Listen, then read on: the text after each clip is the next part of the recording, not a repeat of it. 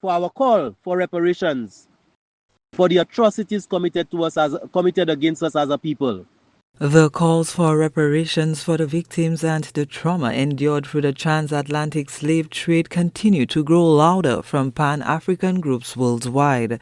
The Iyanola Council for the Advancement of Rastafari, Icar, again echoed these calls on the annual International Day of Remembrance of the Victims of Slavery and the Transatlantic Slave Trade, observed on March 25, 2025. We of the Iyanola Council for the Advancement of Rastafari call upon all people of African descent, Pan-African people, and everyone who is conscious of the plight of Africa to do some reflection as to where we're coming from as a people and the trauma that we've been through, imposed upon us by a wicked and an evil European system of slavery and transatlantic slave trade.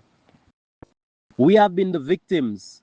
Therefore, we have the moral high ground to seek for compensation, or what we call reparations, from the European countries who are involved in the transatlantic slave trade. Regional leaders have been mulling over the way forward to address changing U.S. policy on immigration, travel, and trade, as well as the threat of visa sanctions for Cuba and Caribbean territories due to allegations from the Trump administration regarding the exploitation of Cuban medical professionals, which they have outright denied. Icar's President Aaron Alexander urged leaders to stand in solidarity with the Spanish-speaking nation.